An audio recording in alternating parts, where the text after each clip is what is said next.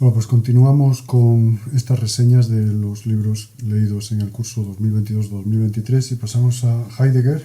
He leído unos cuantos, pues releí la carta sobre el humanismo en una edición, la edición de Alianza Editorial. Leí también, es de mi instituto ese ejemplar, leí también Ser y Tiempo. Leí ¿Qué es metafísica? Pero en PDF, no lo tengo aquí en la mano. A la mano tengo Experiencias del Pensar de Abada y también de Abada Experiencias desde el Pensar. Estas han sido las lecturas de las que pues voy a hacer una pequeña reseña y también con reflexiones, pues por lo que digo, para dejar memoria de las lecturas y evitar en la medida de lo posible pues la producción de olvido. Estas montañas de olvido tan propias de este tipo de lecturas. Dejo aquí la mera reseña bibliográfica de los libros de Martin Heidegger que he leído en este curso. Quizá con ocasión de su muy deseada relectura pueda hacer un comentario más circunstanciado, tal es mi deseo. Anoto aquí mi profunda admiración no solo por la maestría de su expresión, sino por la presencia, la proximidad, la reconocibilidad estilística de su palabra, propia de un poeta y quizá también de un teólogo de raza, dicho esto con ironía levi-straussiana, leyendo en la palabra raza, como hacía Levi-Strauss, la palabra cultura, porque Heidegger pertenece ante todo a la raza, a la cultura de la teología cristiana. Esta comunión de poesía y religión es el punto cero de la construcción heideggeriana. Creo que desde este punto de vista es donde yo he empezado a leer prácticamente desde la carta sobre el humanismo, que leí por primera vez pues hace ya varios años, por lo menos unos 10 años quizás, o 12 años.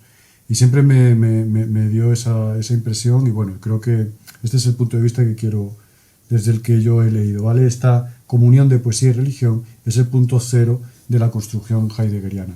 No hay filosofía de Heidegger. Hay una apropiación en el sentido en el que él mismo usa la palabra Eigentlichkeit, un propio decir en cuya materialidad aparecen piezas léxicas de la jerga de la historia de la filosofía. Pero, y aquí es donde despunta la genialidad de Martin Heidegger, esa jerga va a lomos de un dragón lírico-teológico que se lanza como el espíritu del Génesis sobre las aguas. Hablando un poco menos metafóricamente, diré que las frases de Heidegger son piedras arrojadas sobre la espalda de las aguas de la lengua alemana, cuyo rebote y las vibraciones y salpicaduras que producen son las frases y sus sentidos. Digo sentidos porque la enunciación heideggeriana siempre apunta al menos, y según mi juicio claro, a tres sentidos. El filológico, de cuya sastrería griega ha dado noticias el profesor Tomás Pollán, con su muy discutible sentido etimológico, unas etimologías, pues bueno, en fin, ya demostradas, pues la mayoría de ellas, bueno, si no falsas, falsificadas. El doxológico, aquel sentido sujeto a discusión por los intérpretes, una vez que se ha estabilizado el horizonte común que todo texto termina depositando en la historia y que por lo tanto depende tanto de su recepción como de su transmisión, y el lírico teológico. Este sentido es el que creo que está llamado a perdurar en la lectura de Heidegger. En cuanto al segundo sentido, este segundo sentido doxológico, pues yo tengo que agradecer sin ninguna duda al profesor Ángel Solocozzi, que haya estado subiendo y que siga subiendo de vez en cuando libros sobre su lectura de Ser y Tiempo y de otros libros de Martin Heidegger. Muy recomendable este experto, el profesor Ángel Solocozzi. Entonces, él se centra en este sentido doxológico, yo evidentemente aprendo de él, pero a mí me interesa, como digo, este último sentido lírico-teológico, que es el que yo creo que en el fondo más, creo, a mi juicio, va a permanecer y cuyo interés va a perdurar. La cita famosa del cuarto parágrafo de Ser y Tiempo, a este ente le va en su ser este mismo ser, viene a cristalizar en ella el origen y estructura de ese triple sentido etimológico, doxológico y lírico-teológico. La omnipresente palabra sein, que será reortografiada como sein con Y, cuando la etimología subraye el carácter lírico-teológico, admite una lectura no exclusivamente filosófica, cosa por completo banal, que debe acompañarse y completarse necesariamente para una total hermenéutica del uso de Sein en Heidegger, con esa eufónica aliteración de sibilantes y diptongos propia del Sein, del ser lírico-teológico, porque esta frase de a este ente le va en su ser, este mismo ser, como traduce en la maravillosa traducción de Trota el profesor Rivera, Jorge Eduardo Rivera, en esta maravillosa traducción, pues esta frase del parágrafo cuarto en alemán suena algo así como Das es diesen Seienden in seinen Sein dieses Sein selbst geht. Es decir, esta eufónica aliteración de la que he hablado, pues creo que apunta sin duda a este componente lírico-teológico del que quiero hablar. Mi admiración por estos hibridismos triples de los que vengo hablando se confirmó y se amplió tras la lectura de Ser y Tiempo con los dos libros que la editorial Abada ofrece con sus magníficas ediciones tan discretas como elegantemente tipografiadas. Abro por azar el texto Rimbaud Vivant y atiendo a mi subrayado de la página 189. Y dice Heidegger en esa página: ¿O acaso con la amenazante destrucción del lenguaje por parte de la lingüística y de la informática no se socava tan solo la preeminencia de la poesía, sino esta misma en su posibilidad? Y continúa en la misma página hablando del rimbaudiano hacerse evidentes para lo desconocido en relación con la única posibilidad de ese hacerse, que es, según el poeta Trakl, silenciándolo. Hablar así es, si se me permite, poemizar. Entiendo por poemizar hablar así de Heidegger, estas sibilantes de las que he hablado y hacerse evidente para lo desconocido de Rimbaud, silenciándose, todas estas características de su estilo que en más de una ocasión pues pueden poner con razón nervioso a aquel lector que haga una lectura exclusiva doxográfica de Martin Heidegger como autor de la historia de la filosofía, como exclusivamente autor de la historia de la filosofía, sin tener en cuenta este otro aspecto lírico-teológico. Entonces, hablar así es, si se me permite, poemizar, y es un poemizar silenciador. Se expresaría el silenciar poemizando lo desconocido rimbaudiano, en orden a lo cual el poeta se hace vidente. Así, este guardar silencio es otra cosa que el simple enmudecer. Su no hablar ya es un haber dicho. Todo esto entre comillas, son citas de Heidegger. Este guardar silencio es otra cosa que el simple enmudecer. Su no hablar ya es un haber dicho. Estas citas están sacadas de la página 189 de este texto de Rimbaud Vivant, publicado por Abada. De manera que, contra los formalismos unívocos de la lingüística y la informática, Heidegger alza el uso poético en lo que tiene de concreto. No se silogisma, se poemiza. La crítica a la tecnificación que había desruralizado a Alemania a principios del siglo XX converge con la tradición mística del silencio como modo privilegiado de comunicación de las cosas que no afectan a los entes sino solo al ser. No puede evitarse la crítica que Heidegger debe hacer a Kant. Heidegger no puede reconocer jamás la subjetividad y entonces su ser, porque claro, si estamos hablando del silencio tal, quien habla, ¿no? El sujeto estaría ahí mal colocado. El personalismo del Dasein creo que es un error de lectura. El Dasein no es este hombre concreto, por mucho que viva en el mundo, etc. Bueno, sigo. No puede evitarse la crítica que Heidegger debe hacer a Kant.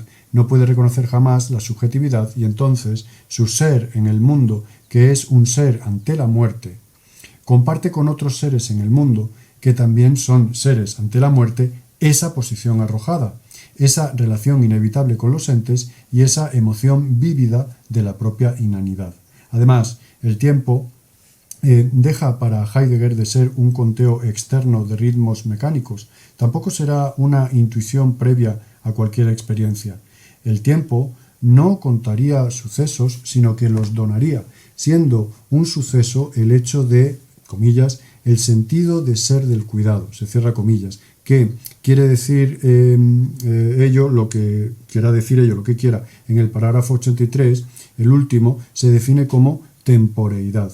y cuya pertinencia consiste en colaborar a la, comillas, la elaboración de la pregunta por el ser en general. Se cierra comillas. Es muy comprensible que después de cientos de páginas la filosofía de Heidegger aún no haya echado a andar.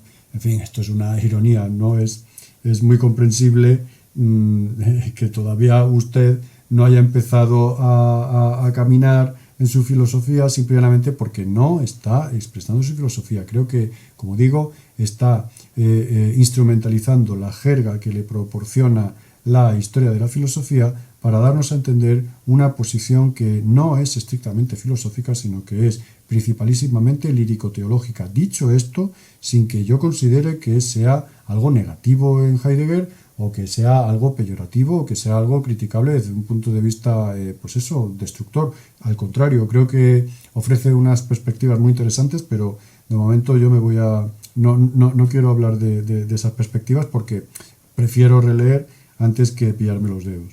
Bien, a mi juicio, este ser de Heidegger, envuelto en tantos titubeos, tantos rodeos y tantos escarceos, obtiene un valor perdurable desde el punto de vista lírico-teológico. Ni mucho menos son divagaciones de filosofemas. Son una expresión del todo coherente y lúcida de la mítica como metafórica de la jerga filosófica. Un vasto dominio. Eso era para Martin Heidegger la lengua alemana y griega. Un vasto dominio en el que él podía actuar como el babasor de ese señor siempre en camino y siempre por llegar. Uno siente leyéndolo deseos imposibles de haberlo escuchado en sus clases. Por mucho que las facultades obliguen a los docentes a poner por escrito su actividad, no cabe duda de que esos escritos no lo eran todo. Heidegger toma la tradición filosófica y la reformula en términos que nunca terminan de expresar esas enunciaciones propias, incluso de la más aporética de las filosofías.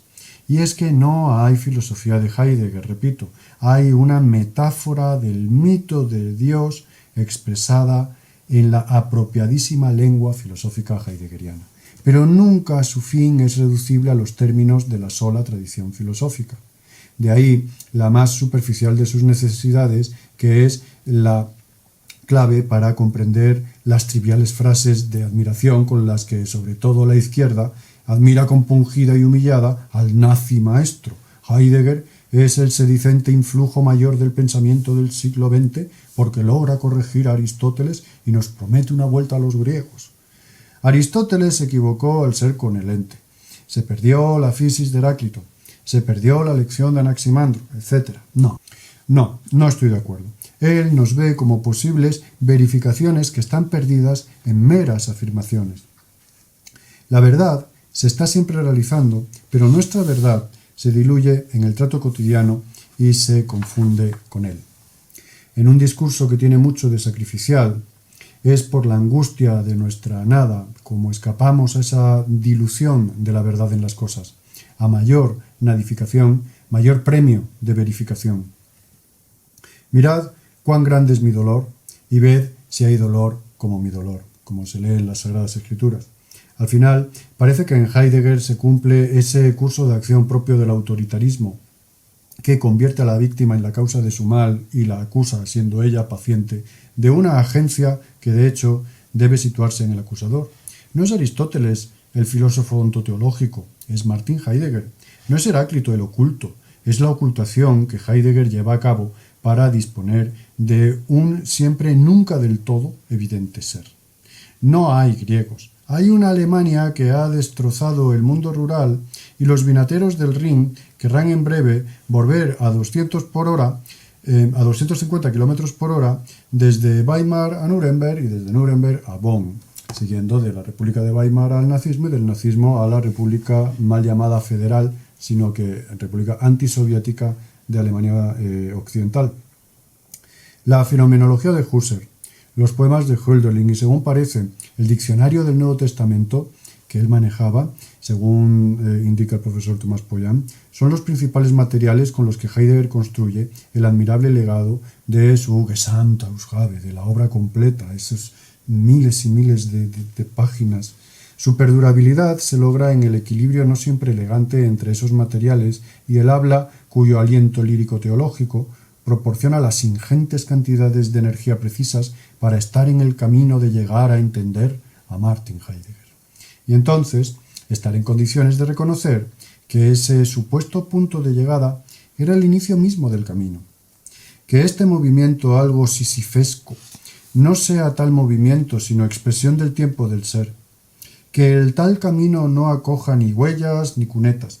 Que no se dé del todo un mapa para este aún inexplorado o inexplorable territorio, etc. Que todo sea un inicio, pero que aún no se comience. Nunca dará comienzo la filosofía de Heidegger si esperamos que lo haga en un sentido semejante a cualquiera de las obras de la tradición, sobre todo de la tradición más conspicua en la doxografía, al modo de Husserl o de Kant. No, creo que lo verdaderamente valioso está en esa poemización de la filosofía como metafórica pacientemente instalada en el discurso de la tradición filosófica. El aspecto central de la obra de Heidegger es la visión desde su atalaya lírico-teológica del paisaje que le ofreció la filosofía occidental.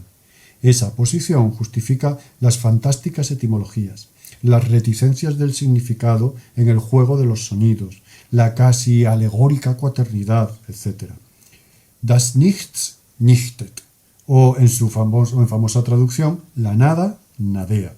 Lejos de ser un mero juego, la jovialidad lingüística de quien así se expresa coloca al lenguaje filosófico frente al salto horrendo de la poesía.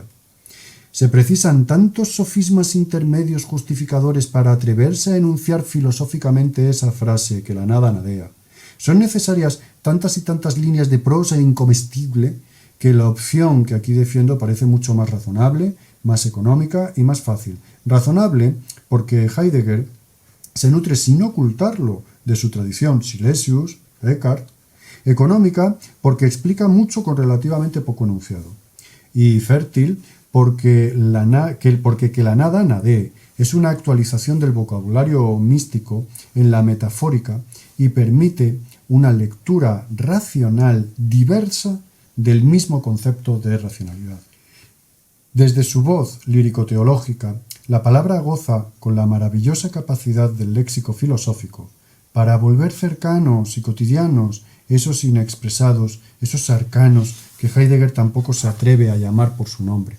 No serán universales antropológicos, y no lo serán, porque si lo son, entonces la raíz lírico-teológica se agosta, y con ella, esa voz que ha girado a la filosofía, a la vez que la ha llevado a una impropia posibilidad de lectura, la única válida de la obra de Martin Heidegger, leer la filosofía de los otros jugando con las palabras y sus nacimientos, según las nunca expresadas reglas de la lírica teológica, esa inconfundible voz que no se deja oír nunca, ni siquiera dentro de los mismos labios que añoran articularla, sea con sonidos griegos, o con vocabulario fenomenológico, o con la poemización de todo ello en códigos del saber sobre Dios.